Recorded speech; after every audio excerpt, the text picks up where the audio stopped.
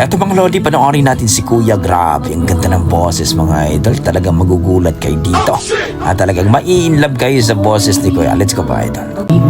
Naisip na magbabago pa. Akala ko'y di na magwawalay pa.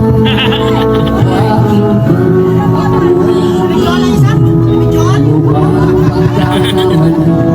Sana'y sabihin sa akin nang malaman ko ang sanhi.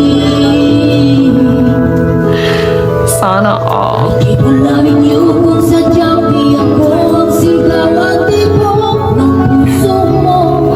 Mabuti nalaman ko na ako'y di mo gusto.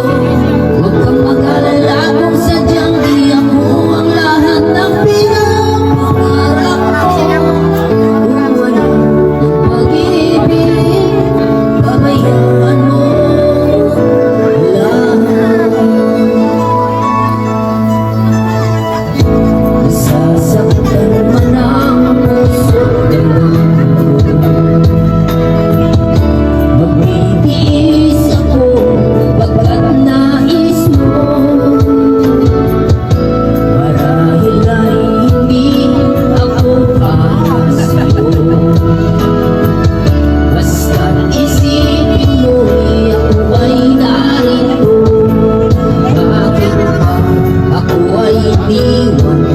Ano ba ang pagkakamali? Sana sabihin sa akin nang malaman ko ang sanhi. Ipulang yung kung sadyang di ako ang sigaw at tibok ng puso mo. Madumi nalaman ko na ako'y di mo gusto. Huwag kang mag-alala kung sadyang di ako ang lahat ng pinapangarap ko. Wow, grabe naman ang boses ni Kuya mga Lodi. Talagang makalaglag panty. Parang G Brothers o Renz Birano ang boses mga idol. Nakakagulat ka Kuya. Grabe. So kayo mga idol, ano masasabi niyo sa kanyang performance mga idol? Para sa akin mga idol, kung i-rate ko po ang kanyang performance, nasa mga 9 mga idol. Effortless at talagang ginaya ang mga original singer mga idol. Kung sasali ito sa mga PGT or dito sa mga tawag ng tanghalan mga idol, sigurado panalo itong si Kuya mga idol. Wala akong masabi dito kundi napakalupit, napakagaling.